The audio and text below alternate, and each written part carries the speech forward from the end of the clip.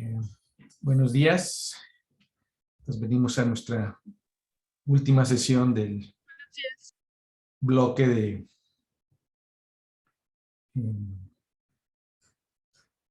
del Programa General de la Inteligencia Artificial, que cerramos con el artículo de Searle, que se llama Minds, Brains and Programs, que el primer equipo en participar nos tiene preparados. Entonces, como habíamos dicho, el plan es que expongan cada uno de los miembros del equipo. Había recomendado yo que se lo partieran en 4 partes. La primera, la presentación del escenario del cuarto chino y sus aspectos, sus propiedades.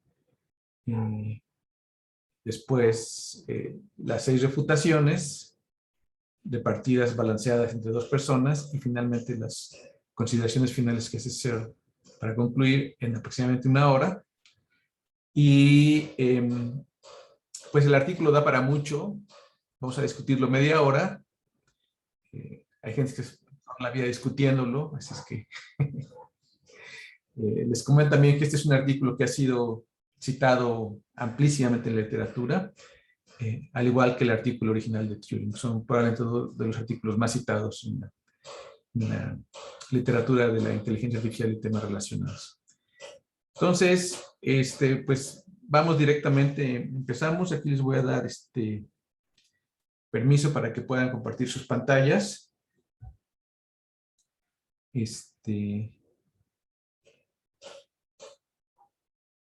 Entonces, ¿quién empieza? ¿Quién va a empezar? ¿Sofía? Yo voy a empezar. ¿Ya ven mi pantalla? Sí, ya. Sí. Sí. Ok. Bueno, nosotros vamos a hablar sobre exactamente el artículo de John Searle, que está de Minds, Brains and Programs, y yo voy a empezar con el planteamiento del problema y el experimento que se propone. Una cosa que empieza diciendo el artículo es que primero tenemos que primero tenemos que identificar cuál es la diferencia entre una inteligencia artificial débil y una inteligencia artificial fuerte. Esto solo es una diferenciación como de definición para saber a qué exactamente se refiere el artículo cuando Searle hace sus argumentos y exactamente hacia qué tipo de argumentos se está refiriendo. La inteligencia artificial débil propone que la computadora en sí solo es una herramienta muy poderosa y que nos ayuda a entender a la mente, pero porque nos permite formular y probar hipótesis.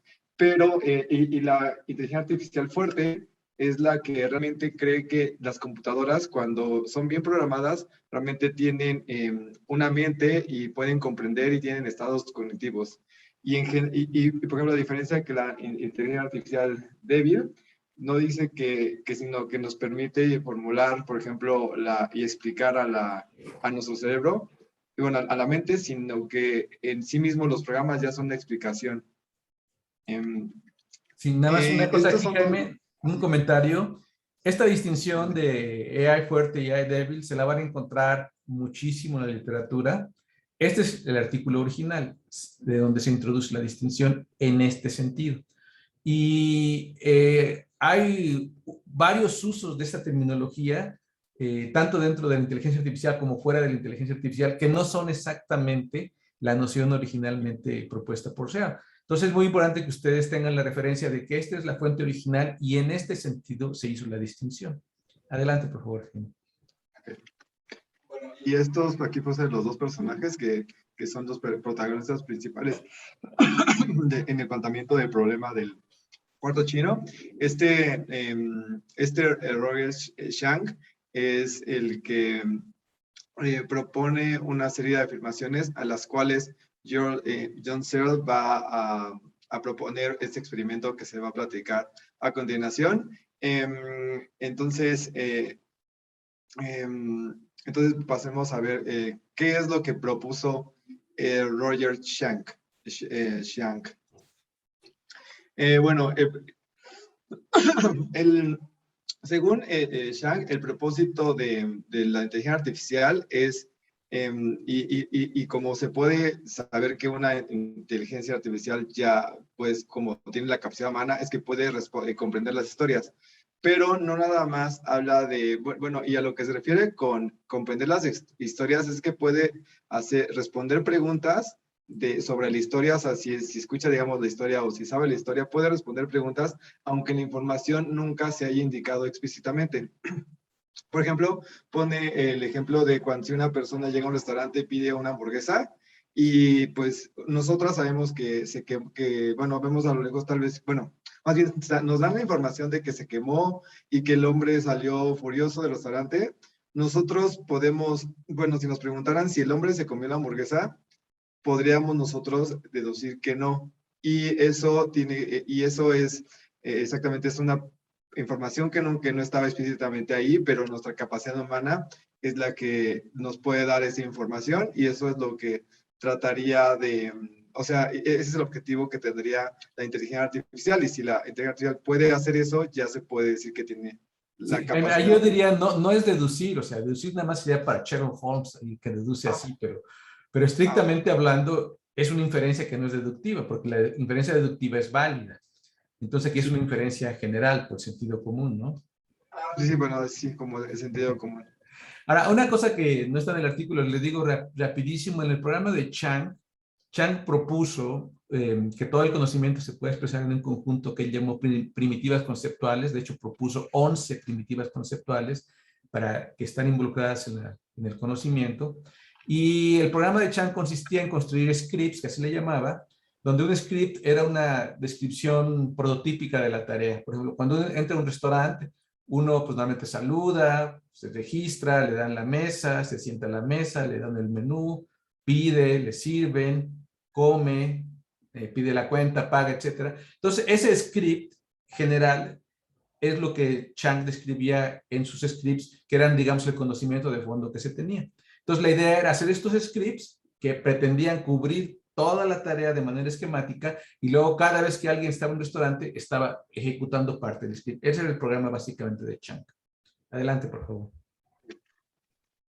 Bueno, entonces la afirmación de Xiang es que el que uno pueda hacer esa secuencia de preguntas y respuestas, bueno, de las preguntas y respuestas que dijimos sin que estén explícitamente establecidas en el discurso, bueno, en la conversación, si se tiene eso, se puede decir que literalmente la máquina comprende la historia y proporciona las respuestas a las preguntas.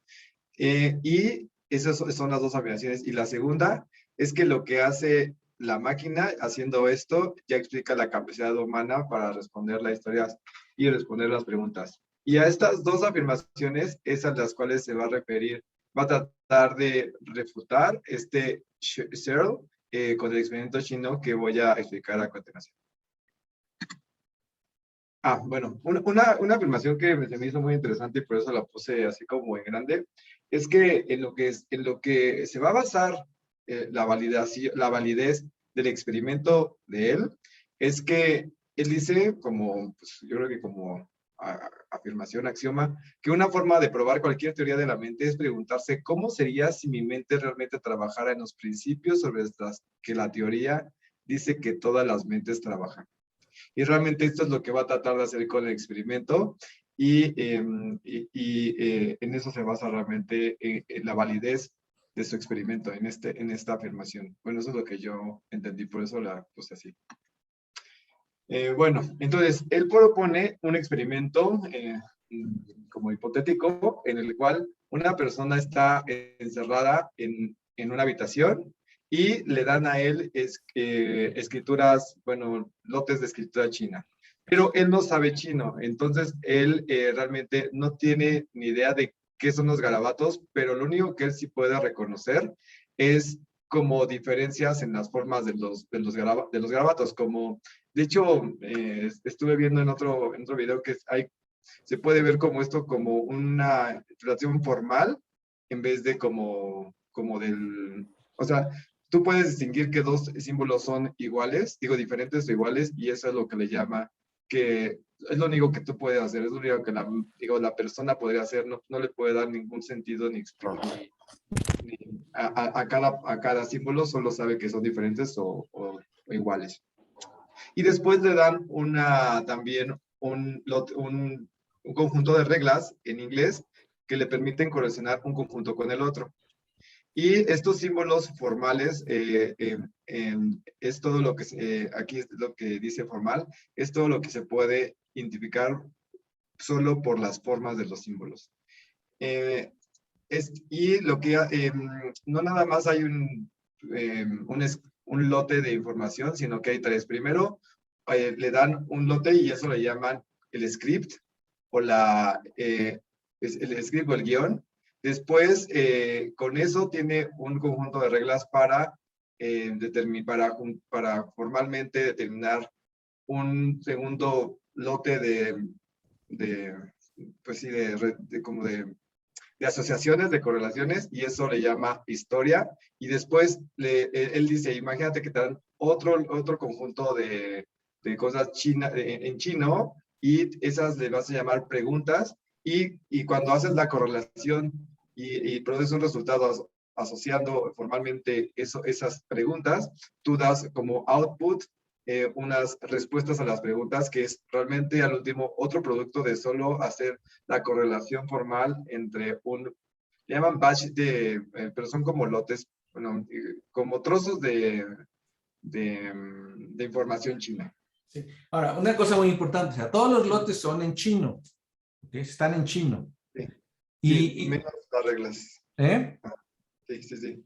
No, las reglas están, las pueden entender en inglés, pero las reglas nada más hablan de cómo se correlacionan las tarjetas, pero no dicen el significado de las tarjetas. ¿Ok? Sí, o sea, las reglas son en inglés para que él se entienda, pero las reglas no dicen qué significan los símbolos en chino. Nada más dicen cómo se asocian los símbolos en chino con otros símbolos en chino, pero nunca dicen cuál es el significado de los chinos, del símbolo en chino. O sea que por las reglas no se puede hacer el significado de la historia. ¿Ok? Ahora, estos tres lotes, el script, la historia y las preguntas, podrías elaborar un poquito, es muy importante saber qué significa con respecto a la historia que nos dieron. El primero, ¿cuál sería el script en el ejemplo del restaurante? El script es, el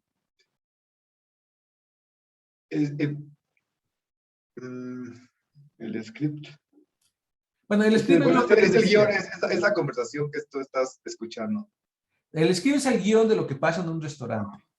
O sea, la descripción paradigmática o prototípica de la tarea. El cliente llega a la puerta, saluda, se registra, le piden que expire mesa, le asignan mesa, se sienta, le dan el menú, ve el menú. O sea, todas esas cosas que pasan para describir prototípicamente, ese es el script. Que es el conocimiento, digamos así, del contexto de donde va a tomar la conversación y la secuencia de pasos que pueden hacerse ahí. ¿Okay? Ese es el script. Y ya con eso, y con un conjunto de reglas, tú puedes crear la historia, que la historia ya serían todas esas cosas que...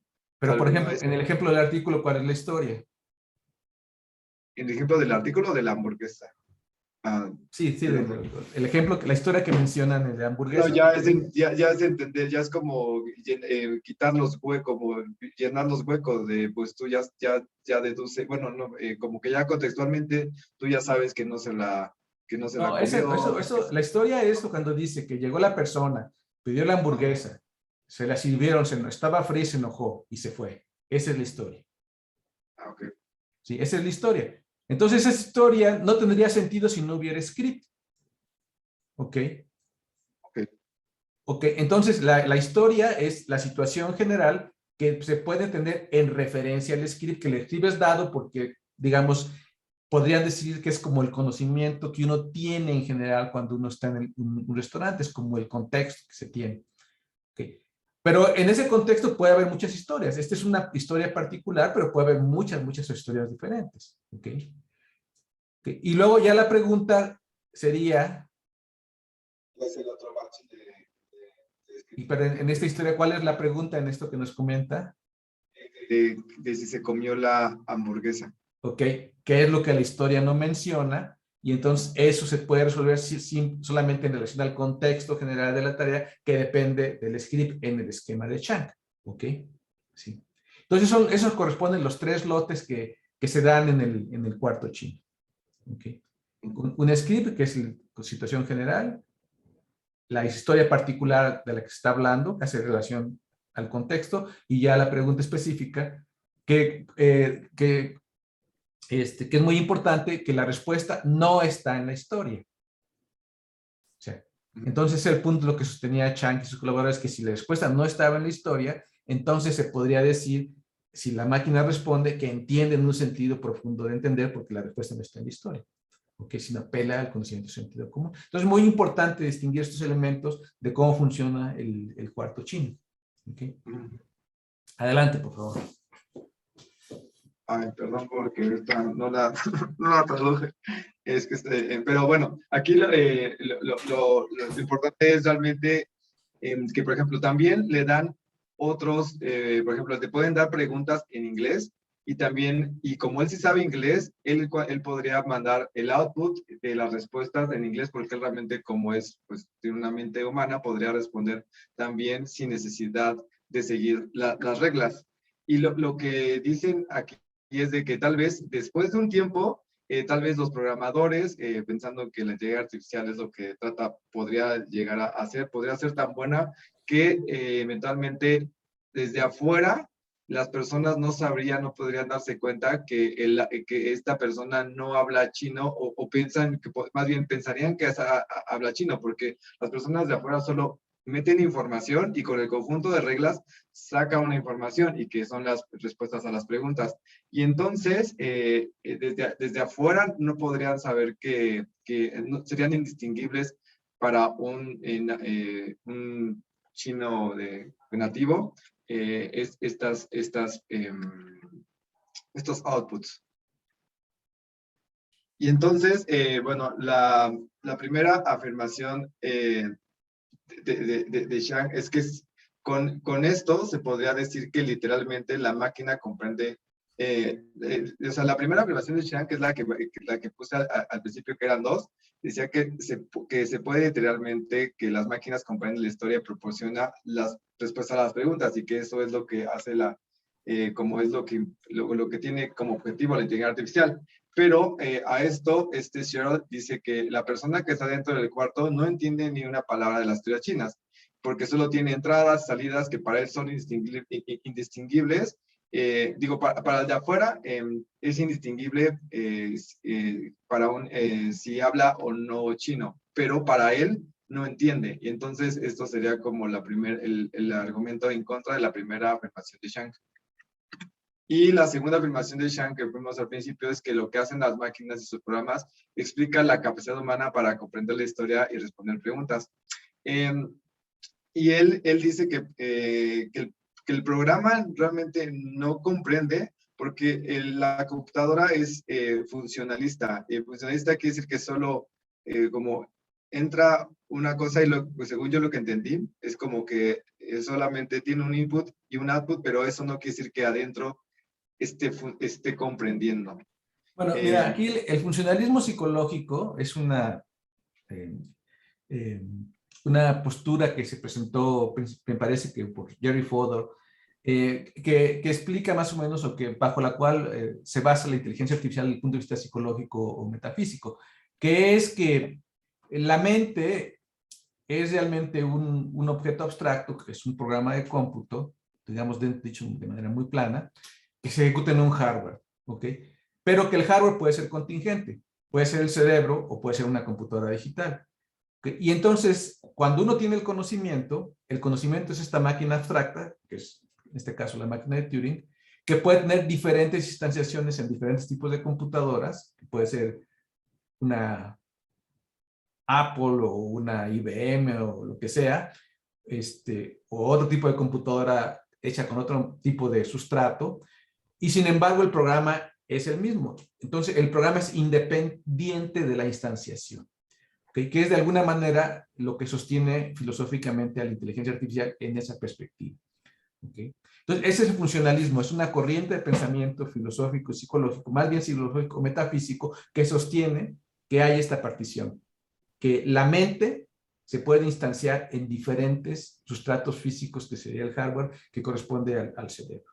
¿Okay? Entonces, por eso la inteligencia artificial dice, si tú tienes el programa y lo instancias en una computadora digital, no importa, no hace diferencia si lo instancias tú en una computadora, o sea, en el cerebro biológico, que es una computadora natural. Ese es el funcionalismo psicológico. ¿Sí? Adelante, por favor.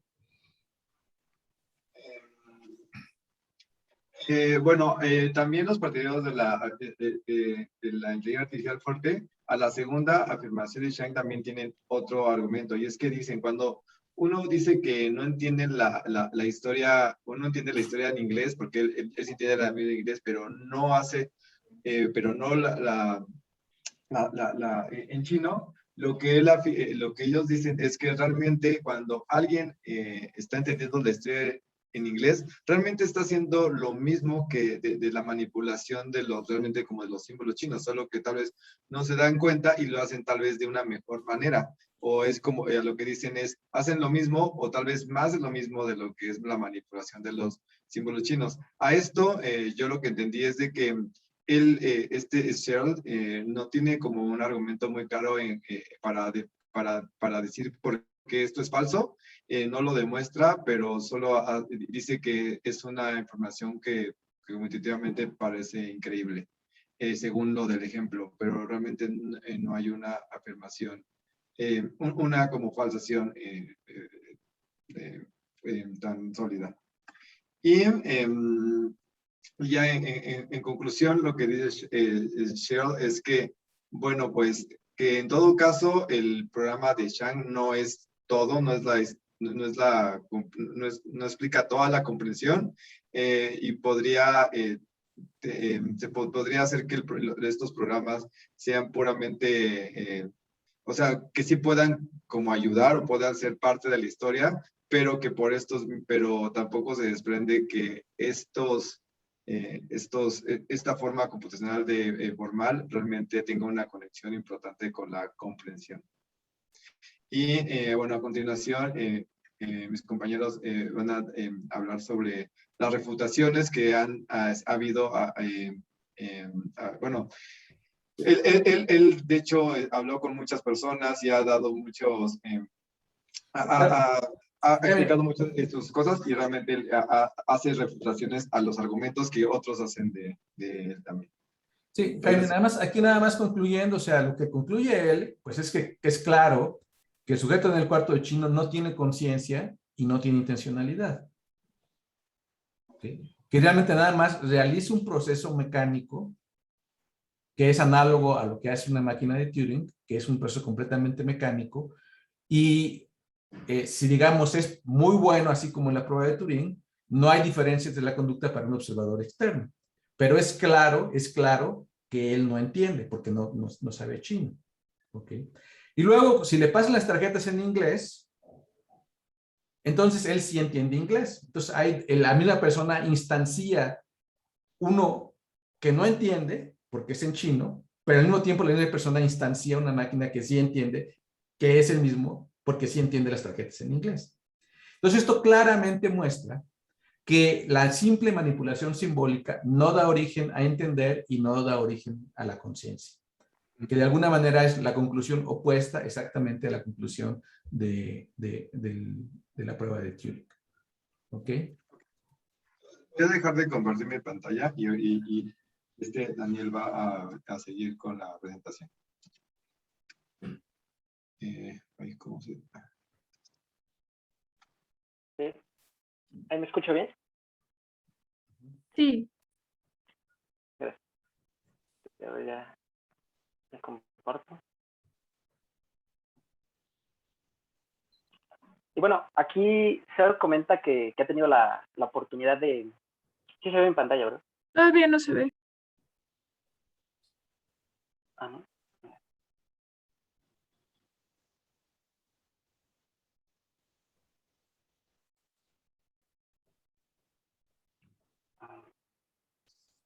Quizás tienes que estar tú también al mismo tiempo viendo la presentación en pantalla completa.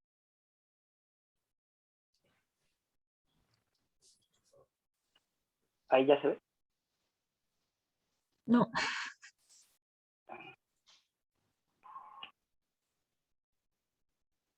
Ahí.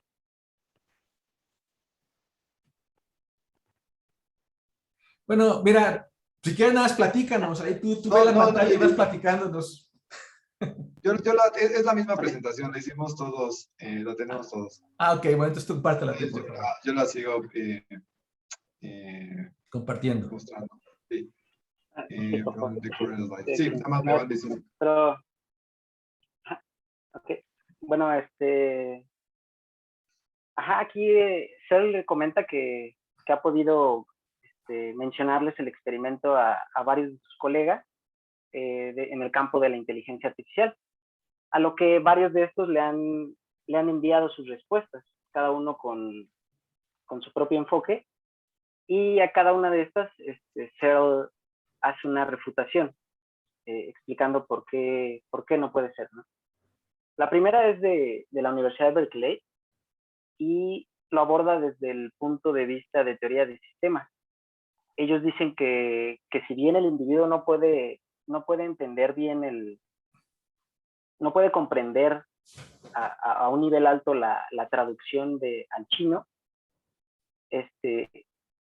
se puede plantear un sistema en el que el individuo sea parte de este sistema junto con el diccionario del vocabulario, las leyes gramaticales y lápiz y papel para hacer cierto cálculo. Y ellos dicen que este sistema sí puede presentar características de comprensión. No Pero nada bueno, más eso. O sea, entiende. O sea, que no es la persona, sino el sistema en conjunto entiende y es consciente. El sistema en conjunto es lo que es consciente. Esa es la reputación. Que entienden, no solo están traduciendo. Y bueno, para esto se contesta que bien, se puede abordar desde este enfoque y se podrían introducir todos estos elementos al individuo, siendo que memorice el vocabulario, memorice las leyes gramaticales y los cálculos los haga de manera mental.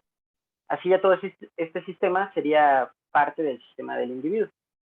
Y pues se plantea lo mismo, ¿no? Este individuo aún así no podría generar esta comprensión, este nivel de comprensión. Y bueno, esto, planteándolo de esta manera, Searle identifica que el individuo tiene dos subsistemas dentro de él. Un subsistema traduce al inglés y otro subsistema traduce al chino. Y bueno, Bueno, no exactamente, bajo el ¿no? planteamiento. O sea, no exactamente. mira, Pero una bajo cosa muy importante que dice Searle aquí es que él no entiende muy bien cómo a alguien se le puede ocurrir esa refutación. ¿Ok? O sea, que por qué va el sistema a entender y no nada más, o sea, ¿qué es lo que hace que entiende el sistema? Eso es medio, que no entiendo, yo tampoco lo entiendo. ¿Cómo a alguien se le puede ocurrir que no es el señorcito, sino es todo el sistema? O sea, ¿qué se tiene? Entonces, bueno, que yo no entiendo, pero en aras de que concediendo, vamos a esta reputación que consiste en que todo lo exterior se va a interiorizar en la mente de la persona para que entonces ya no haya la diferencia entre el sistema y la persona y entonces puedas decir que se entiende. ¿Ok? Esa es la consecuencia que le está siguiendo. ¿Ok? ¿Y por qué entiende dos? Porque tenemos los dos escenarios. Uno, cuando le pasan las tarjetas en chino, que evidentemente no entiende, y luego cuando le pasan las tarjetas en inglés, que evidentemente sí entiende porque él habla inglés. Entonces, ya que el sistema está interiorizado, entonces resulta que tiene dos subsistemitas chiquitos dentro, uno que no entiende y otro que sí entiende. ¿Ok? Adelante. No, perdón, yo creo que no es la idea, más bien, o sea, me da la impresión, el argumento de Berkeley no está en defensa directa de Shank, sino de la posibilidad de emergencia de la comprensión a partir de los procesos mecánicos. No, pero, o sea, el argumento de Berkeley es simplemente que lo que dice es que quien entiende no es la persona dentro del cuarto, sino el sistema en conjunto. Todo Así eso. es. Eso es lo que dice el argumento. Y eso es lo que Searle está refutando. ¿Okay? Sí, lo que yo digo es que más bien como se podría entender es que el sistema en su conjunto podría generar la posibilidad de comprensión. Pues sí, exacto, pero eso es lo que Searle está refutando. Que justamente... Bueno, no, lo que Searle está diciendo es que no lo entiende, pues, más bien. No, pero él se está siguiendo, es decir, suponiendo que ese fuera el caso, entonces vamos a refutarlo. Entonces dice, bueno, si el problema es que es todo el sistema, entonces interioricemos el sistema. ¿Okay? Para que haya una distinción entre la persona y el sistema en conjunto. Y entonces vemos las consecuencias de qué pasaría si se interiorizara todo el sistema. ¿Okay? Es el argumento que le está poniendo. Y ahora estamos viendo sus consecuencias. Pero si quieres, bien, ¿por qué no dejamos esto para la sesión final cuando ya tengamos la discusión global? ¿Ok? Porque de hecho ya vamos un poquito atrasados, entonces sí me gustaría tener el artículo en esta sesión. ¿Ok? Entonces, sigues, por favor, sí, Daniel. Ok. Y bien, aquí Searle continúa con el análisis.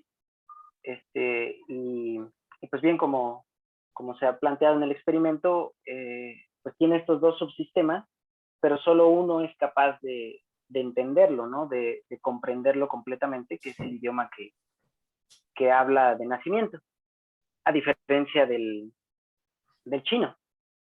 Incluso del inglés puede hasta inferir información extra de la que ya se tiene, gracias a esta comprensión. Y bueno, dice que a partir de esto, entonces, esto quiere decir que el subsistema que comprende, que traduce a chino, es un subsistema del mismo sistema que comprende inglés. Y esto es bastante lógico, ya que cuando nosotros estamos aprendiendo un idioma, pues siempre lo aprendemos desde nuestro idioma natal, ¿no? Nativo. Ya sea inglés, francés, pues lo traducimos al español. Hasta ahorita no me ha tocado ver a alguien que intente aprender francés desde el alemán, ¿no? Por ejemplo. Se podría, pero creo que sería algo bastante complicado. Y bueno, siendo el caso, pues resulta ser un subsistema del otro sistema.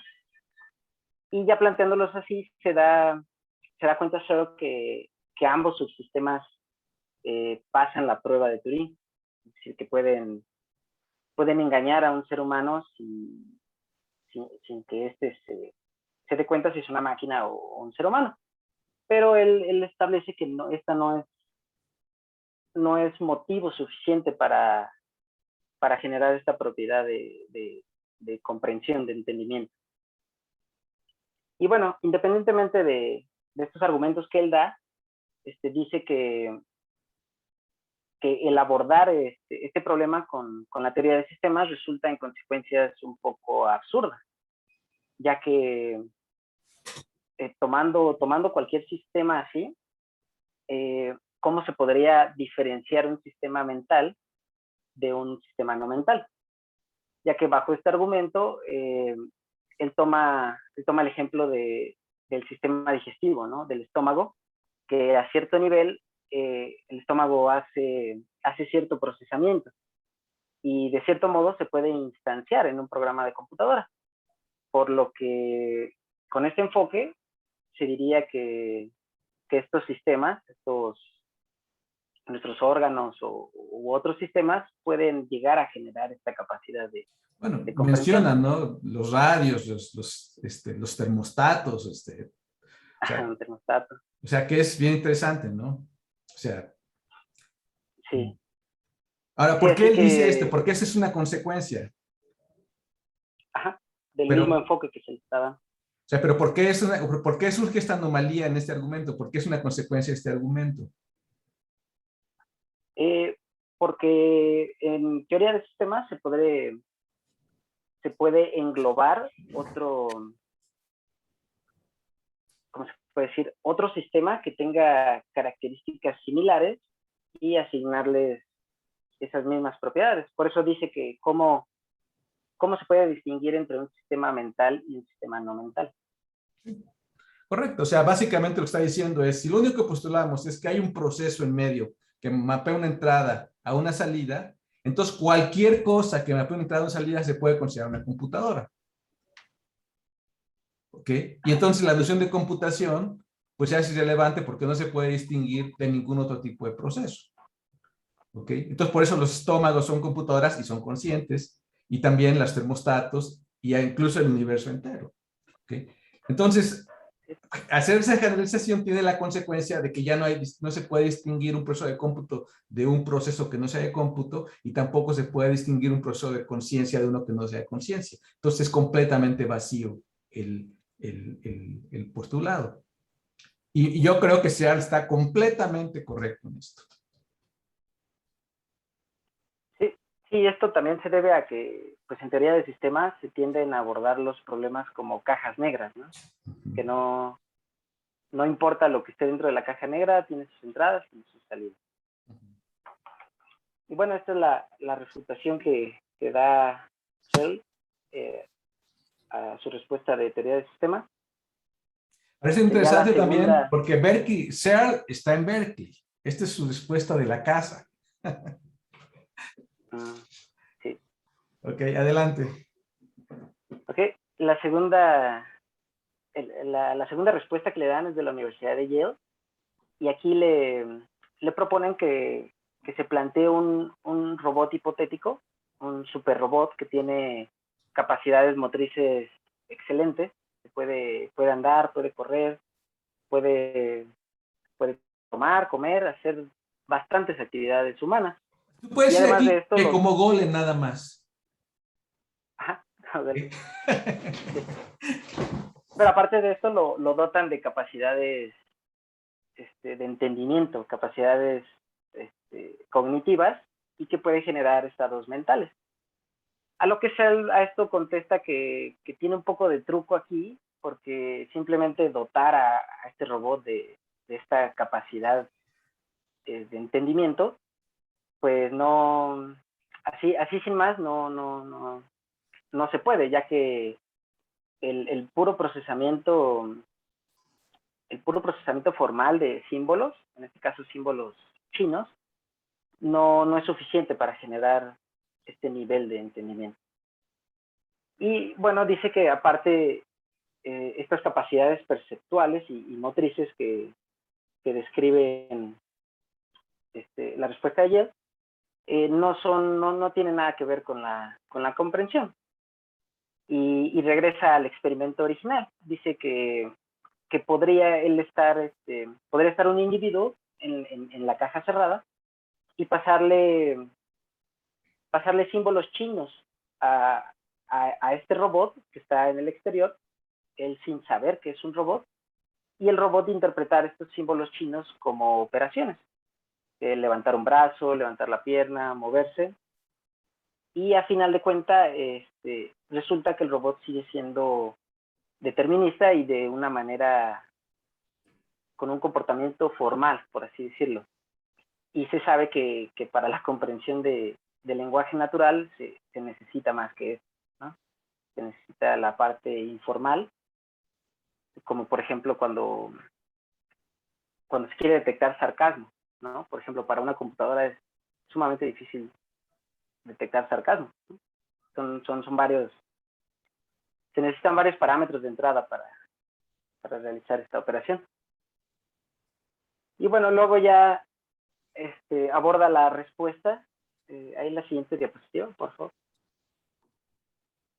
Aborda la siguiente respuesta, que es nada más concluir un poquito, ¿no? O sea aquí el ejemplo es simplemente interiorizar todo dentro de un robot, y digamos que es como el robot Golem, que ustedes vieron las demostraciones donde habla, actúa, establece referencia, porque sabe cuáles son los objetos que tiene que tomar, los objetos que tiene que llevar, sabe cuáles son las preferencias del usuario, negocia con él sus preferencias, etcétera. Y sin embargo, todo sigue siendo completamente mecánico. ¿Ok? Entonces, establece la relación de referencia, pero el proceso sigue siendo completamente una manipulación simbólica en donde no hay realmente entender, no hay realmente conciencia. ¿Ok? Adelante, por favor. Y bueno, ya la tercera respuesta se la dan también de la Universidad de Berkeley y del Massachusetts. Y aquí van un paso más allá. Le dicen, bueno, ahora supone una superred neuronal multipropósito que trabaja en paralelo y que intenta emular la sinapsis cerebral que se dispara cuando una persona está entendiendo o hablando chino, ¿no? Bueno, de En hecho, les general, platico, aquí hay un proyecto actualmente que está haciendo eso, o sea, que está tratando de simular al cerebro completamente esta última neurona, y lleva ya como 15 años y no ha logrado ningún producto todavía, pero ese proyecto existe, de hecho. Adelante. Sí. No, de hecho, aquí aplica la misma respuesta que da Searle, que él dice que utilizar operaciones cerebrales, como son el perceptrón y las multicapas, para generar este nivel de comprensión. Esto me recuerda un poco al overfitting, que es un fenómeno que se da cuando se están entrenando redes neuronales. Y esto sucede cuando se tienen sus datos de entrenamiento un poco, no se tienen suficientemente dispersos o distribuidos, y lo que provoca que la red neuronal, en vez de aprender en el entrenamiento, esté memorizando. Lo que significa que si se requiere hacer inferencia en un valor lejano a los datos de entrenamiento, pues la red neuronal va a fallar. Bueno, te voy a decir, mira, aquí las redes neuronales realmente no memorizan, eso lo vamos a ver más adelante. Ahí hay una discusión, pero sí, adelante. Hay una acotación que hace Searle respecto a este argumento, previo a refutarlo, que respecto al funcionalismo, ¿sí la tienes preparada? ¿Cómo, perdón? Sí, hay un comentario previo a esta refutación que Searle pone en el argumento, antes de que le extraña que alguien podría argumentar esto dentro del funcionalismo.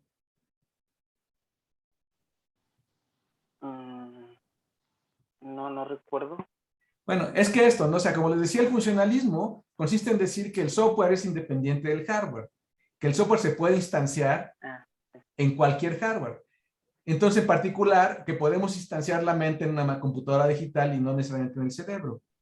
Entonces, que alguien ponga que podemos replicar el cerebro, pues es como refutarse, es como pegarse un tiro en el pie, porque es justamente hacer lo opuesto al postulado funcional de que el cerebro no es indispensable, simular el cerebro físicamente. ¿Ok? Pero dice, bueno, pero también se vale, lo podemos hacer, ¿no? Sí, adelante. Aunque sí extraña, ¿no? O sea, como que ya no es tan funcionalista si dices que el cerebro es lo que se requiere realmente. Ajá. Sí, así es. De hecho, él menciona que un programa para un hardware es como la mente para el cerebro. Es decir, lo que le da esa capacidad es el mismo programa, ¿no? No es el hardware, como menciona. Y pues también como refutación dice que para empezar, la simulación no considera los aspectos más importantes del cerebro, que solo considera esta sinapsis cerebral, esta red neuronal, pero no está simulando las propiedades causales ni la capacidad de producir estados intencionales, ¿no? La intencionalidad del ser humano. Y bueno, termina esta refutación diciendo que pues, las propiedades formales no son suficientes para generar propiedades causales, propiedades de intencionalidad. Bueno, pero además también menciona lo de construir un cerebro con agua, ¿no? Con tuberías y tubos. Ah, sí.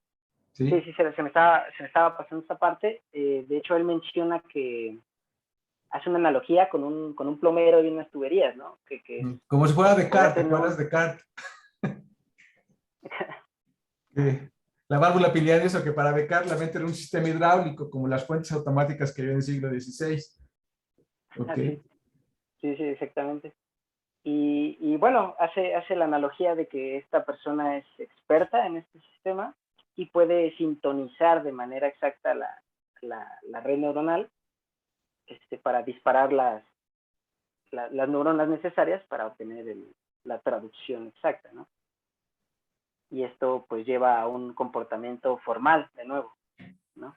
Sí. que es lo Bueno, que pero va acabo más de un meditar. poquito más de eso, más adelante, ¿no? Porque lo que está diciendo aquí es, supóngase que construimos un cerebro hidráulico con tuberías y válvulas y que como es mecánico, pues lo podemos operar perfectamente bien, ¿no?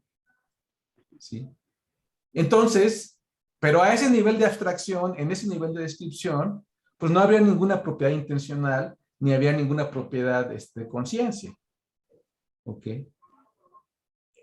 Lo cual es una intuición súper básica que, o sea, y de hecho menciona aquí él la analogía con la máquina de Babbage.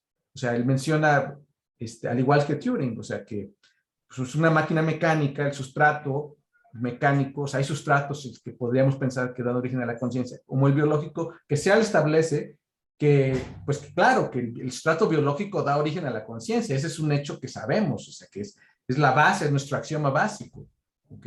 Pero también hay otros sustratos, pues que pues sabemos que no pueden dar origen a la conciencia, esto lo dice en la refutación adicional y en conclusiones finales, como el sustrato hidráulico o un sustrato meramente mecánico. ¿Okay? Entonces, porque de hecho, o sea, el sustrato no tiene la propiedad de poder generar la intencionalidad y además también el nivel de descripción no es el nivel de descripción en el cual tendríamos que describir a la conciencia o al entendimiento. Adelante. Así es. Y bueno, ya aquí las otras tres refutaciones las va a explicar mi compañero. Okay. Pues muy bien. De compartir para que para siga. ¿Quién sigue ahora? Yo sí. ¿Quién es yo? ¿Paris? ¿Yo? ¿Sí se ve?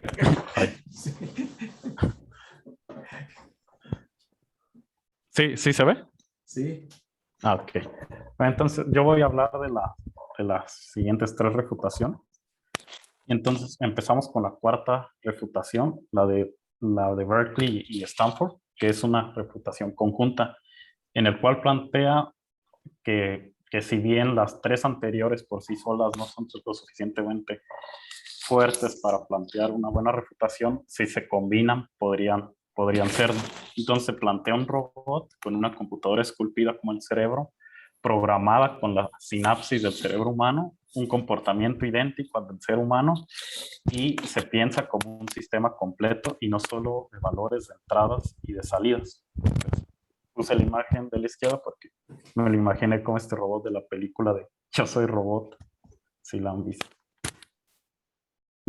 Y en este caso, Searle admite que con estas condiciones es evidente que no se puede negar la conciencia. Sin embargo, no admite que para él no es de mucha ayuda cómo pueda refutar esto, ya que le está planteando desde el paradigma de la inteligencia artificial fuerte. Y de acuerdo a esto, es que un programa con el adecuado uso de inputs y outputs es condición suficiente para replantearse la conciencia. Y por lo tanto dice que si pudiéramos construir un robot que simule el comportamiento humano, sin embargo después supiéramos que la razón de esto es la programación y no el poder causal, entonces ya no le podríamos atribuir conciencia. Y plantea dos ejemplos después de esto. Plantea otro experimento mental en el que un hombre está dentro de una máquina y es el responsable de su comportamiento, y el robot se comporta exactamente igual que un ser humano, hace la manipulación. Sin embargo, el humano nada más hace la manipulación de símbolos de acuerdo a un medio de reglas. Y Searle menciona que sería ridículo poner intencionalidad a este sistema, a menos que se le quiera poner intencionalidad al humano, pero no al sistema completo. Y después menciona el ejemplo de los perros, y creo que es un ejemplo fundamental porque ahí se ve cuál es el pensamiento de Searle de acuerdo a la conciencia humana. en el cual menciona que por dos características es que le atribuimos conciencia a los perros, y es que no podemos explicar su comportamiento sin suponer intencionalidad, y también de que los perros están hechos de cosas similares a la de nosotros. Entonces, lo que se me hace clave es cuando menciona de que tenemos que descartar todas las posibilidades para explicar su comportamiento hasta solo quedarnos con la intencionalidad. Entonces, él no tiene problemas en que una inteligencia artificial pueda mostrar conciencia, sino lo que entendí, con lo que tiene problemas es que esa conciencia puede ser explicada por medio de un programa formal. Aquí, no sé si ya concluiste con este ejemplo, pero puede imaginarse aquí los replicantes de Sueñan las ovejas, Sueñan los androides con ovejas eléctricas, el libro de Philip Dick, que da origen a la película de Blade Runner. ¿Se acuerdan? ¿Leyeron el libro? Si no, léanlo, buenísimo. La película es apenas un capítulo del libro, si ustedes quieren, realmente es mucho más interesante. Pero la idea ahí justamente es que los replicantes son biológicos. O sea, los replicantes se hacen con material genético. Son androides, por eso no son robots, porque hacen con material genético. Pero una gran parte de todo el libro, ahí Philip Dick elabora muchísimo, en la prueba de Turing, porque los replicantes no se pueden distinguir físicamente de los seres humanos, pero pues hay que eliminarlos porque ya se insubordinaron. Y entonces ahí hay un big deal de realmente si podemos hacer una prueba para identificar un replicante, que es como este tipo de robots de esta refutación, porque están incluso hechos de material genético, y a final de cuentas se tiene a final de cuentas se trata a través de la prueba si estos individuos son realmente conscientes y tienen, digamos, esta intencionalidad fundamental. Y es muy interesante la respuesta que da Philip Dick, porque de hecho elabora muchas posibilidades. O sea, le da la vuelta a la tortilla varias veces. Es buenísimo el libro, buenísimo en explorar las consecuencias de un organismo si tiene conciencia o no, incluyendo, por supuesto, plantearnos la pregunta si nosotros mismos hemos pensado si somos seres humanos o somos robots y por qué. ¿Okay? Y Philip Dick sí ofrece una reflexión final de que hay algo, pero eso no se los digo para que lean el libro, que en última instancia hace la diferencia. Pero va mucho en esto, ¿no? Y nada más enfatizando esta objeción, o sea, lo que Searle está cuestionando es que la conciencia se deba meramente a operaciones formales del sistema. ¿Sí? Él no cuestiona que haya dispositivos, organismos, de hecho dice, claro que los seres humanos y los animales somos conscientes porque el material biológico, la materia biológica del cerebro tiene esa propiedad. Entonces, no estamos discutiendo que tenga esa propiedad, no es que no seamos conscientes, no es como Matrix, por ejemplo, ¿no? que no nos sabe realmente qué, ¿no? Sino, sí lo tenemos. La objeción es que se deba a operaciones formales, que son las que ejecutan las computadoras digitales del tipo ordinario o las máquinas de Turing en abstracción. Esa es la objeción de Searle. Adelante, por favor. Entonces ahora vamos con la siguiente refutación, la quinta refutación de Ye. Y la refutación plantea que si en verdad sabemos si las otras personas entienden chino, que solo se puede afirmar por medio de su comportamiento, por así decirlo, por sus salidas. Por lo que si una computadora pasa las pruebas de comportamiento, se le debe de atribuir conciencia como un ser humano. Y pues me parece esta refutación como en el índole de la duda metódica de Descartes, donde si nos vamos descartando de tal manera, entonces solo llegaríamos a que nosotros existimos al final, yo personalmente y quién sabe los demás que sean. Entonces, hasta en el mismo texto menciona que solo merece una respuesta corta y que se está saliendo del tema esta refutación que él está planteando, que en realidad no es sobre si los demás comprenden o no el chino. Es muy parecida a la refutación del silopsismo de Turing. O sea, ¿cómo sabemos el problema de las otras mentes, no? Que aceptamos o no aceptamos, pero sí lo aceptamos mucho por las razones que diste respecto al perro, ¿no? Por cierto, ayer me llegó un meme por ahí en Facebook donde estaba Descartes con una cara de sorpresa inmensa y era la cara que había puesto cuando se dio cuenta que aquellos que no piensan sí existen, también existen. Adelante, bro.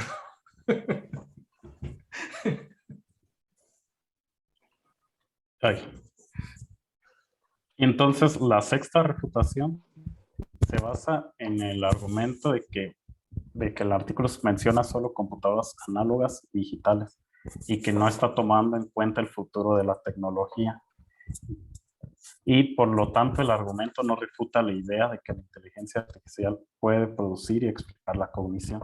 Y de nuevo, como ya lo hemos mencionado con anterioridad, Searle dice que no está en contra de que la inteligencia artificial por medio de procesos mentales que están definidos por elementos formales, por lo que está en contra de que esos procesos puedan producir cognición. Muy bien, muchas gracias. A continuación voy a dejar de compartir para que puedan expresar la Gracias. conclusión. Voy a apagar mi video porque mi internet es muy malo. Pero bueno, aquí está. Déjenme poner esto aquí para que no me estorbe. ¿Cómo le pongo a presentar? Chicos, me ayudan, no sé cómo presentar. En slideshow. ¿Sí están viendo mi pantalla? Sí, sí. Slideshow en la barra como donde dice aquí está. animation. Ya. Y ahí from current Pero para que no me lo. Aquí también, ¿no? Perdón, otra vez es que se me está yendo un poco el internet. A ver, animation y luego no, en slideshow, ahí en slideshow. Y ahí lado dice, pero está como bloqueado, ¿ah? Una cosa rara. Sí, como que no me deja, creo que es por mi internet, entonces mejor alguien de ustedes, por favor. Es que mi internet es basura. O así, Mejor voy a... Bueno, Ay, es que le eché muchas ganas a las imágenes que puse. Yo lo comparto. Por favor, perdón, es que sí le eché muchas ganas. Sí. Bueno, okay, gracias. Ya podemos ver si lo va a compartir, ya Jaime lo va a hacer. Ya podemos. Sí, yo lo voy a compartir. Nada más. ¿En qué parte de la Ciudad de México estás? Bueno, en el Ajusco. ¿Y ahí el internet está muy mal? Es que no tengo fibra óptica y sí estoy muy lejos de la ciudad. Digamos, la civilización me queda a unos 20 minutos y en coche. Entonces sí, está feo, pero pues aquí nos tocó vivir. Muy bien, adelante pues. Ok. Bueno, entonces, voy comenzando. Yo les voy a hablar. Les voy a hablar de la... ¿Perdón? Ok, entonces empieza su conclusión planteando entonces las preguntas que todos nos hemos planteado a lo largo de su artículo. Y la primera es, ¿puede una máquina entender chino o no? Entonces, si le pone siguiente, por favor, o 2 veces. Y pues la respuesta es que obviamente sí, nosotros los seres humanos somos un tipo de máquinas. Siguiente, y podemos entender chino. Siguiente, perdón, estas animaciones quizás no deberían estar ahí porque tarda mucho. Pero entonces lo que él explica es que nuestra capacidad de entender un lenguaje no surge de que seamos máquinas o de que hagamos la instanciación de una serie de programas, sino de nuestra biología, de las cosas químicas y físicas que suceden. Una máquina creada por el hombre de manera artificial. Y él dice de nuevo, sí, claro, si se recrean las causas, como ya dijeron mis compañeros, si se recrea la biología y la química que sucede en el cerebro, pues obviamente sí podría una máquina de este tipo pensar. Y la siguiente es, bueno, ¿y una computadora digital puede pensar? Y él responde de nuevo, sí, siempre y cuando se defina una computadora digital como algo que en algún nivel se puede definir como algo que instancia una serie de programas. Y de nuevo, pues nosotros somos computadoras que instancian series enormes de programas, ¿no? Pero no sería una Siguiente. máquina de Turing. No. Sería Y otro tipo de computadora. justamente eso es lo que él dice, que estas preguntas están perdiendo el punto de este ejercicio de la máquina, del cuarto chino, perdón. Siguiente. Y entonces llega a esta pregunta, que es, él dice que es la pregunta que hay que hacer. ¿Podría una cosa, valiéndose solo de su capacidad de instanciar programas, con el programa adecuado, claro, pensar y entender, es decir, una máquina que lo único que haga sea manipular símbolos formales, podría pensar valiéndose solamente de esto? Y su respuesta es que no. Siguiente. ¿Y por qué? Bueno, porque la manipulación de símbolos formal en sí no tiene ninguna intencionalidad, como el ejemplo que les pongo aquí, ¿no? Una máquina podría pensar que I'm sorry y my bad quieren decir lo mismo en inglés, pero si los dices en diferentes contextos, ya no quiere decir lo mismo, ¿no? Y estás ofendiendo a los presentes. Entonces, la sintaxis sin semántica no tiene ningún sentido. Siguiente. Y entonces, bueno, él concluye que la intencionalidad que aparentan tener las computadoras está en la mente de los que interactuamos con ellas, de los que programamos, de los que les damos input y de los que obtenemos su output. Y pues a mí me hizo pensar como en estos ejemplos de cosas que parecen, que tienen forma de otra cosa que no son, ¿no? Como las caras.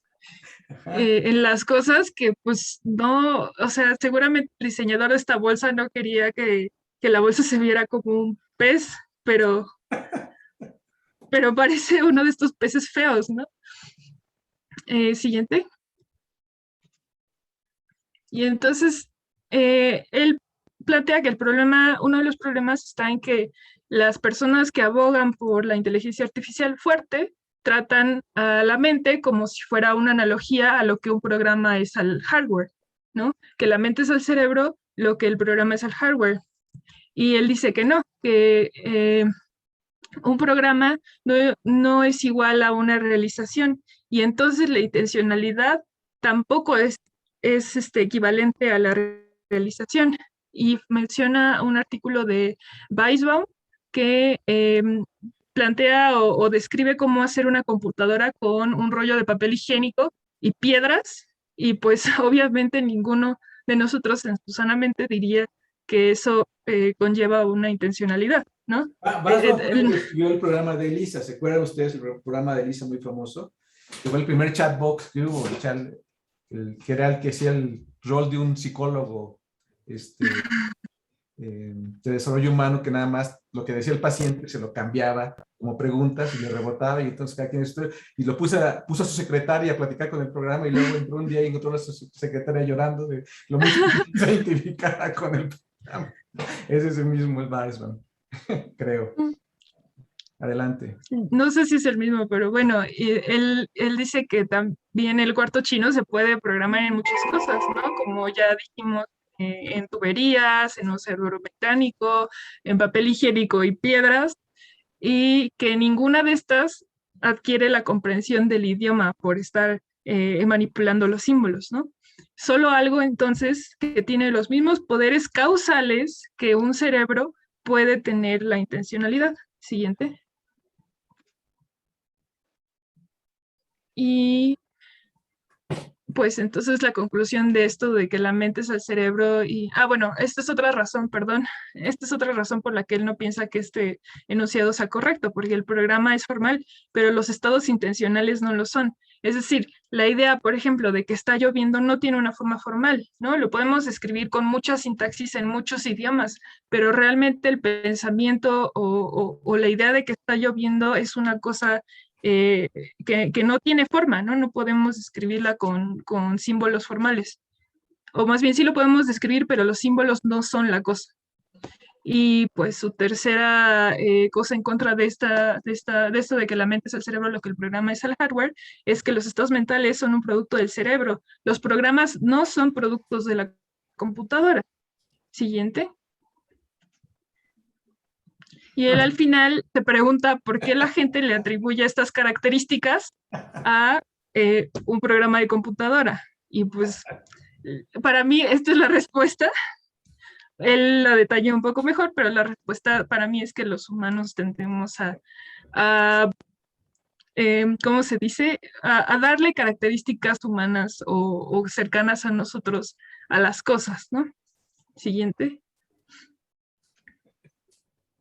Y entonces él piensa que este problema de que la gente le dé esa intencionalidad a la inteligencia artificial es que un problema es de cómo definimos procesar la información. Es decir, hay personas que para procesar la información eso implica entenderla, es decir, implica tener una intencionalidad y para otras no, ¿no? Y que pues eso, perdón. Bueno, termina, porque si quisiera decir algo de la información, pero termina tu punto. Adelante, bueno, no sé.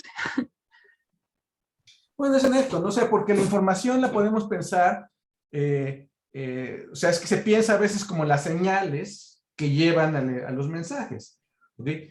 Como si fueran procesos físicos, pero yo en lo personal pienso que la información es realmente un contenido. O sea, el portador es una señal, pero la información requiere una interpretación, porque, o sea, a la señal, ya sea que sea una señal electromagnética o que sea un garabato en una pieza de papel, eso no es información, eso es nada más el portador o la señal o la materia, porque la información surge en el momento que nosotros hacemos una interpretación y tenemos un contenido mental. ¿Okay? Entonces, Sí. esta ambigüedad es la que está señalando Searle, que muchas veces piensa la información como a lo físico, a la señal física, pero no a lo contenido. Y de hecho yo pienso que muchas escuelas de pensamiento que hablan de la conciencia cometen la confusión, porque se refieren a información como algo físico, algo material, siendo que la información empieza en la interpretación. Digamos que por ejemplo, si un astrónomo está viendo el espacio y tiene señales que están viendo luminosas en el telescopio, eso no es información, eso son señales. La información empieza cuando se interpretan y entonces dice, estos son planetas, estos son temperaturas, esto es lo que sea. ¿Okay? Y en general eso, el nivel de contenidos, o sea, la mente tiene contenidos y son información, pero son diferentes a las señales o a los fenómenos físicos que portan la información, que no son información. Gracias, profe. Bueno, y el segundo problema que él piensa que las personas que hacen esto tienen es que puede haber un remanente, aquí le puse conductismo, pero es funcionalismo, disculpe. No, es conductismo, es correcto, o sea, el funcionalismo se refiere al behaviorismo, o sea, al conductismo psicológico, y de hecho menciona explícitamente que la máquina de Turing el juego de Turing, la prueba de Turing, es un experimento conductista. Es decir, que solamente nos importa el input y el output que tengan las máquinas y ya con eso les podemos dar algún significado nosotros, ¿no? Pero eso no quiere decir que ellas entiendan. Y la última es que... Nada más, celebrar un poquito, ¿no? Este es muy importante, ¿no? Porque el conductismo psicológico fue una metáfora de pensamiento que no nada más estaba en la psicología, estaba en el pensamiento lógico, estaba en la filosofía, etcétera. Realmente, durante toda la primera mitad del siglo XX, empezando por Pavlov, pero también los lógicos de la Escuela de Viena, los conceptos de la mente, de disposiciones, etcétera, eran profundamente conductistas. Entonces, el panorama intelectual de ese momento era tremendamente conductista y es cuando Turing propone la prueba. Entonces, la prueba tiene toda esta connotación conductista y yo creo que, como ya les había dicho anteriormente, Turing asume que la máquina es consciente y tiene intencionalidad por apegarse al programa conductista. realmente. Ujú. O sea, por una, Es, por digamos, ejemplo, cuestión metodológica. Pero como vemos aquí, muchos de los argumentos que hemos visto abordan a la construcción de la máquina, la naturaleza de la máquina y por qué, si vemos eso, o sea, los poderes causales del cerebro, por ejemplo, que son intencionales, y los poderes causales de la hidrología que no lo son, pues estamos atendiendo a el interior, o sea, a lo que produce la conducta y no nada más a las observaciones. Entonces, y hoy en día, mucho del pensamiento sigue siendo conductista, mucho del pensamiento, y aparte, es de esas cosas que difícilmente se van a morir. Hoy en día, todo el énfasis que hay en las redes neuronales y el aprendizaje por refuerzo, etcétera, vuelven otra vez, retoman otra vez un profundo sentimiento conductista. O sea, que es difícil que eso se supere. Pero ese es... por eso mucha gente cree que son conscientes, porque están adoptando una postura con un contenido conductista muy profundo. sí, también se me ocurre un ejemplo de cuando regañas a un perro, ¿no? Que la gente sube fotos de sus perros que se ven como apenados o con vergüenza de que destruyeran el sillón, pero pues realmente no sabes lo que el perro está sintiendo, ¿no? Estás asumiendo que se siente apenado, pero quizás solamente es una respuesta a tu enojo, ¿no? Bueno, es posible, mira, como él lo dijo, cuando vemos al perro, hacemos la atribución de intencionalidad porque no podemos explicar la conducta tan compleja de otra manera y aparte lo vemos como igual nosotros. Entonces, posiblemente el perro sí está apenado. O sea, yo creo que sí hay un sentido muy real en el que el perro puede estar apenado. ¿Ok? Pero en fin, yo no sé de perros, pero yo pienso que... Bueno, yo tengo 7. Ok, entonces, pero... Ya me doy cuenta cuando volteo a ver, no comas eso, me volteo y otra vez ya está comiéndolo, ¿no? Entonces digo, bueno. Bueno, lo que pasa es que los perros también pueden, seguramente, así como se pueden apenar, también pueden aprender a ser medio hipócritas. O sea, yo creo que también... Sí, a lo que me refiero no es que tengan una intencionalidad, sino que a partir de su conducta nosotros asumimos cosas que no son necesariamente. Ok, pero, bueno. pero lo que aquí hay una cuestión muy importante porque yo creo que sí podemos atribuir al perro la intencionalidad. Sí, o sea, sí, de acuerdo. Y yo creo que los perros tienen un grado de conciencia, o sea, tal vez no es una conciencia lingüística, igual que lo hicimos a todos los seres humanos también, pero el punto es que lo tengan. Es un continuo también en la naturaleza, no es una cosa que sea de los seres humanos y nadie más lo tenga, es un continuo y un progreso. Entonces no lo tiene con la misma intensidad que nosotros, y es muy posible que lo puedan tener de otra manera. Puede decir que las construcciones biológicas que la naturaleza ha generado den lugar a diferentes formas de experiencia y diferentes formas de conciencia que sean intencionales. Claro. Pero eso es muy posible, ¿no? Bueno, adelante, no sé si alguien más... Bueno, ahorita pasamos a la discusión general para terminar. Y ya continuando con lo que ya se había mencionado también, la inteligencia artificial fuerte hace la suposición de que lo que importa son los programas y no el hardware. Y pues eso también es súper fuerte, es una suposición muy fuerte de hacer porque pues de nuevo regresa al... Pero aquí ¿Perdón? Al dualismo específicamente. El dualismo. Sí. O sea, el dualismo con postura ontológica, sí. Continuamos. El tercer punto, no sé si... Perdón, es que me llega con retraso el audio. No, disculpe, es que el audio me llega con mucho retraso y mi audio también les llega a ustedes probablemente con mucho retraso. Sí, yo me refiero al punto del dualismo que está haciendo, ahí lo tienes ahí, que es muy importante elaborar. El dualismo ontológico. ¿Vas a elaborar más en eso? Ah, no, perdón. Es que no, disculpen, ya me puse nerviosa y tuve un bloqueo mental. Pueden regresar a la lámina anterior. Sí, el último punto del dualismo. Bueno, a mí me costó un poco de trabajo entender este punto, pero él dice que las personas que abogan por este tipo de inteligencia artificial dicen que el programa se puede instanciar en cualquier tipo de cosa, ¿no? Mientras, digamos, no les importa si esta cosa es un cerebro o unas tuberías, y eso pues no está como hablando de que están asumiendo intencionalidad en cosas que realmente no lo tienen. Sí. Bueno, mira, el dualismo específicamente se refiere a esta postura fundamental de qué clase de objetos existen realmente en la naturaleza. Entonces, nosotros la ciencia está finalmente basada en el materialismo. Quiere decir que lo que hay en la naturaleza es materia y energía, como describe la física.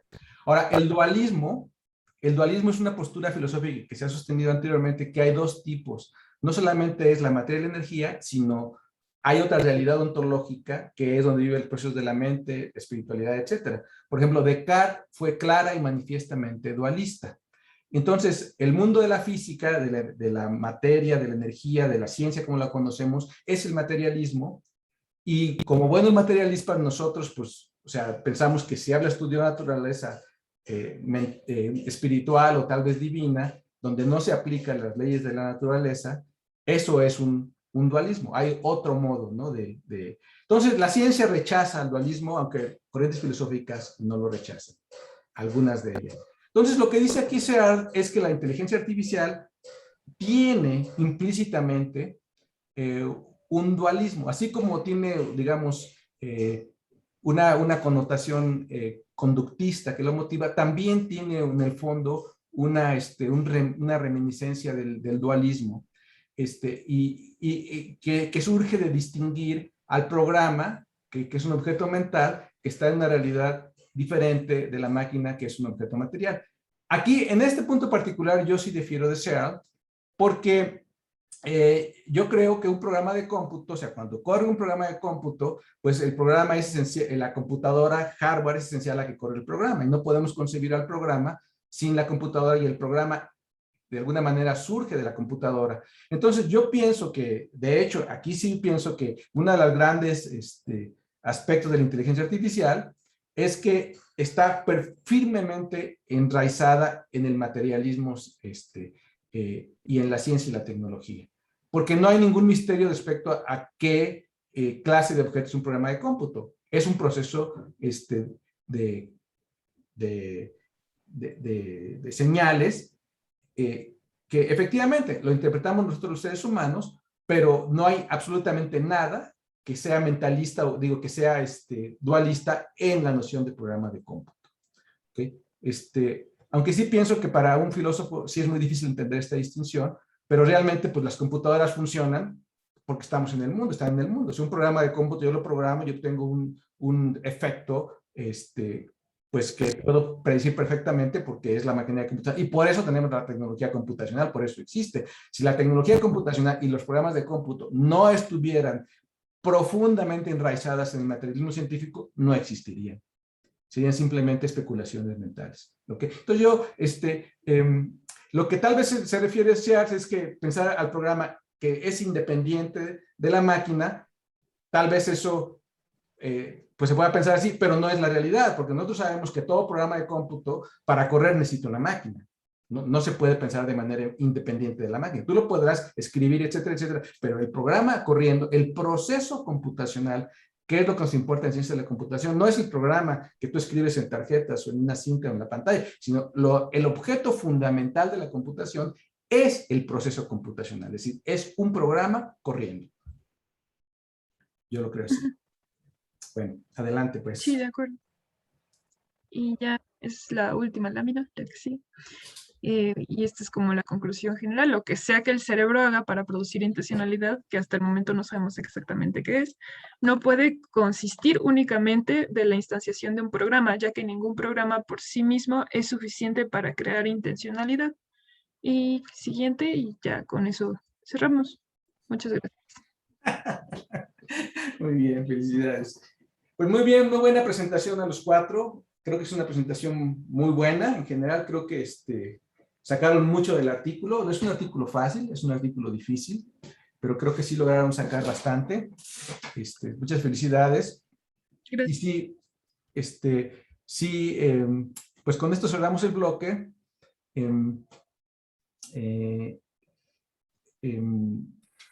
Pues tratando de poner en perspectiva dónde podemos ubicar conceptualmente y de manera práctica la inteligencia artificial.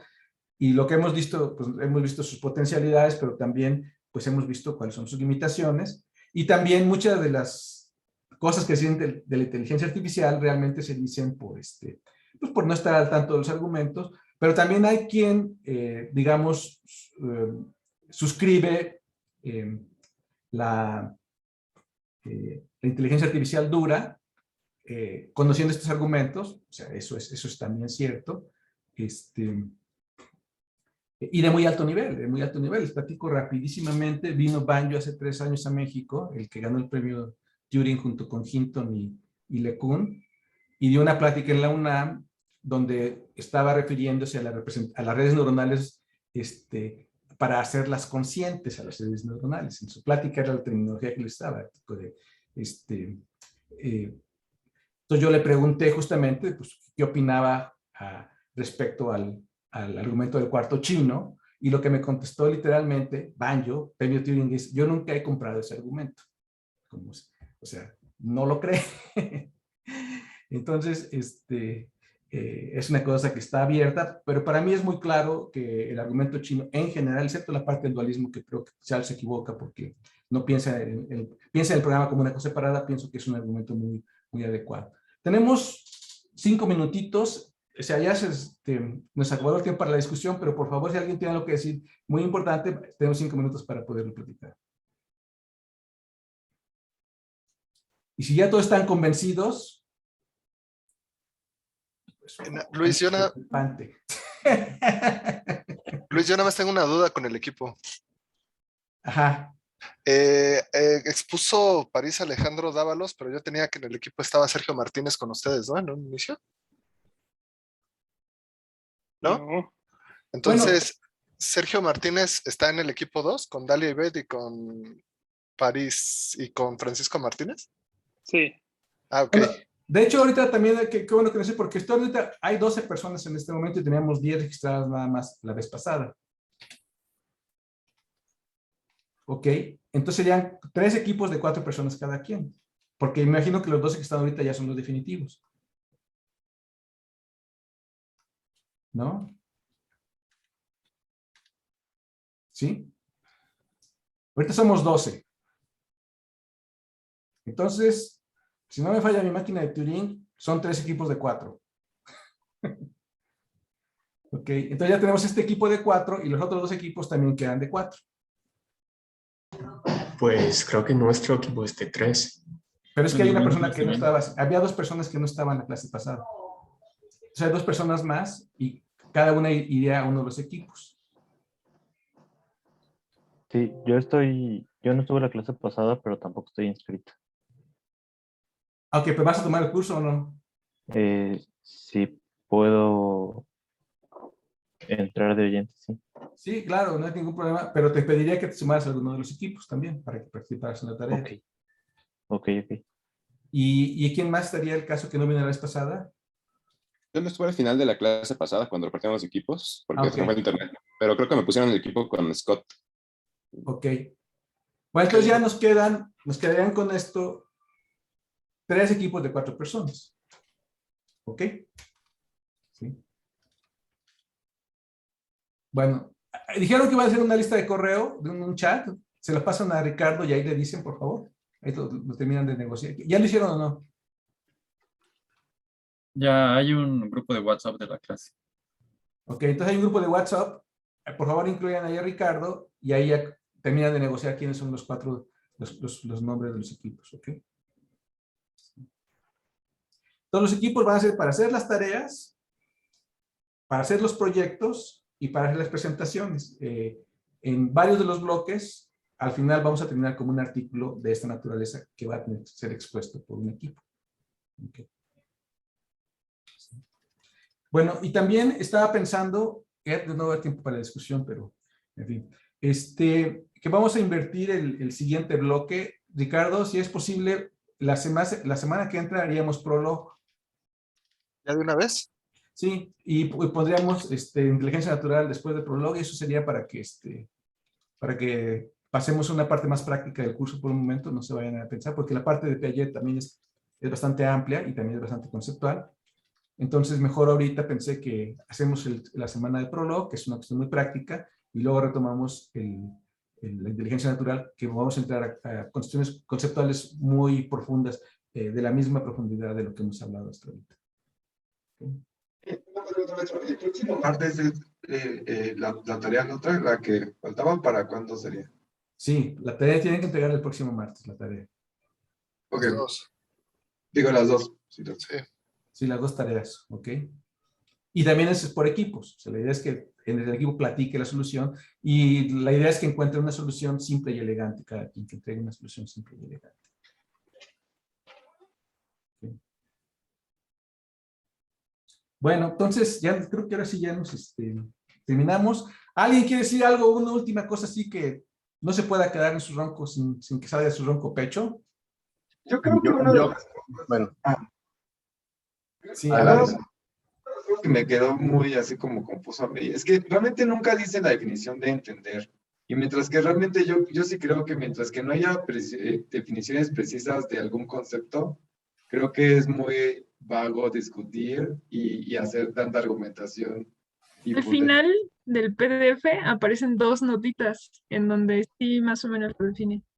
Bueno, igual no vieron las últimas noticias, pero en Yo también general, estaba como tú, dije, no, pero es que no está definiendo nada. ¿Cómo? ¿Dónde? ¿Cómo entiendo? Y ya lo vi, me fui hasta o abajo. sea, tal vez como matemático, sé que ser preciso en definir bien las cosas para poder decir cosas sobre las cosas. Si no, no puedes afirmar nada y no puedes hacer implicaciones y no puedes usar la lógica para llegar a conclusiones. Pero ya es algo que yo tengo en general de muchas cosas.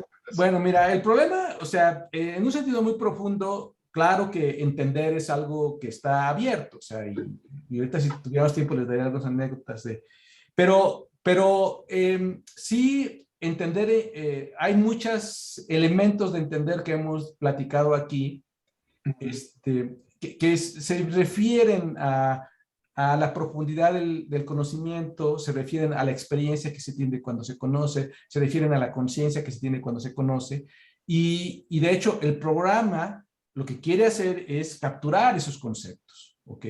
Y en ese sentido, pues sí es mucho más amplio que las disciplinas formales como la física o la matemática o la biología, que, digamos, definen sus objetos de estudio de manera precisa, pero eso también hay una ilusión, porque esa definición, cuando se hace, es a la luz de la proyección de entender realmente, ¿sí?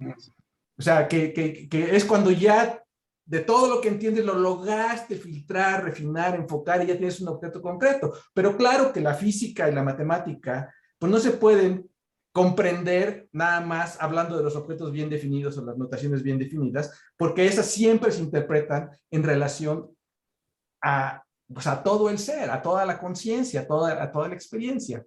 Entonces, sí es una ilusión para los físicos matemáticos decir que no entienden. O sea, sí entienden, de veras que sí entienden. Aunque no piensen mucho acerca de eso y lo consideren como lo pre-científico, ¿no? Porque todo objeto de conocimiento se ve a esa perspectiva. Entonces, si el objetivo es construir la máquina que entienda, pues tenemos que abrirnos, tiene que haber esa exploración, y eso es lo que hace la disciplina sumamente bonita y sumamente interesante, ¿no? Porque la inteligencia artificial, a diferencia de las disciplinas especulativas, es que sí hay una restricción respecto al alcance de entender. O sea, tiene que estar dentro de un contexto, en este caso, computacional. ¿Okay? Y la cosa es que, para mí, o sea, es claro que las limitaciones que hemos visto en esta argumentación de Searle son reales. De hecho, yo también he pensado mucho al respecto y escrito al respecto. Y entonces no se trata, o sea, de decir voy a capturar todo entender en una teoría, sino más bien es hasta dónde puedo llegar. O sea, ¿qué tanto puedo yo abonar en esto de entender? Y eso me da una idea a qué puede ser en el aspecto más amplio, ¿no? Y en particular, o sea, muy importante dentro de este segmento fue justamente el segmento de Sor Juana, de la poesía de Sor Juana. O sea, porque cuando se está entendiendo un poema, ¿sí? Se está entendiendo a un nivel muy profundo, ¿no? Pero pues, si tú vas con cualquier poeta bueno, va a decir lo mismo que tú, que entender no se puede decir, está más allá siempre, entender quién sabe qué sea. Pero no saber qué sea no limita a que sí entendemos. ¿ok? Pero claro que entendemos en diferentes grados. Y en el artículo de Turing es muy claro que es lo constante. Dice, una cosa es learning by heart, que es en español digamos que aprende como perico, y entonces se lo aprende de memoria y lo repite como perico, pero sabemos que no entiende. Por eso se llama el juego de la viva voce. Porque cuando empiezas a preguntarle acerca de lo que se sabe como perico y ves si realmente te puedes ir, entonces empiezas a decir y entiende. ¿Ok? Y claro que entender, pues esa es la gran empresa. O sea, es que tanto entiendes, esa es la gran empresa intelectual y también afectiva y estética, ¿no? Entonces, claro, o sea, tienes toda la razón, pero pero nada más me quedaría, tu punto es muy importante, pero me quedaría con esto. El objeto matemático, el objeto físico, el objeto biológico, el objeto de las ciencias materiales, de las ciencias físicas, pero también debería ser para las ciencias humanísticas. Una vez que queda determinado, una vez que queda, digamos, acotado, de todas maneras se interpreta, su interpretación se proyecta al conocimiento profundo. Aunque ya no esté haciéndose así, esa proyección existe siempre. ¿Okay? Claro que, digamos, definirlo nos permite disectar el concepto y decir, ya lo voy a analizar en sus términos y propiedades puntuales. Pero todo el background que tú tienes como matemático, que tienes como físico, tienes como biólogo, como computólogo, está presente. Y si lo quitaras, entonces no podrías entender el objeto, aunque los objetos y propiedades estuvieran bien definidas. Déjame poner esta pregunta nada más. Suponte que desaparecemos todos los seres humanos de la Tierra. Todos. Por alguna cataclismo, ¿no? Así como con la guerra nuclear, cualquier cosa, ¿no? Entonces, los objetos físicos y matemáticos, primero que nada, ¿siguen existiendo o desaparecen? ¿Y se entienden o no se entienden?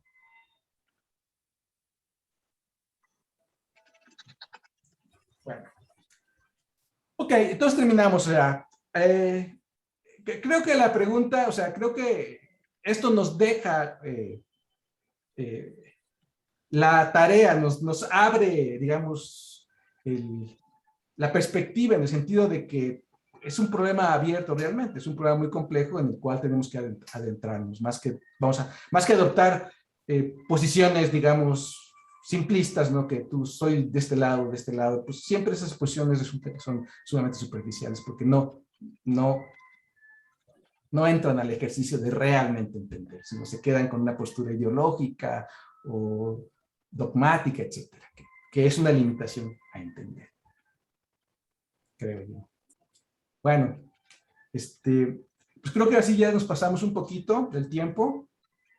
De todas maneras, vamos a seguir hablando de estos temas a lo largo del curso, en muchas perspectivas. Van a ver que cuando pasemos a la parte de la inteligencia natural y con Piaget, lo vamos a ver todo desde una perspectiva muy diferente, pero también sumamente bonita e enriquecedora. Entonces los veo nos vemos, entonces el próximo martes y jueves sería prólogo, ¿no, Ricardo? Por favor, ¿sí? Ok, sí, sin problema. Empezamos a ver el martes prólogo. Y luego, pero les pido que vayan adelantando la lectura de Piaget porque es densa también. Es densa. Entonces, para que estemos más en forma para poderla abordar a la siguiente clase. ¿Ok? Bueno, pues muchas gracias entonces. Hasta luego. Gracias, hasta luego. No.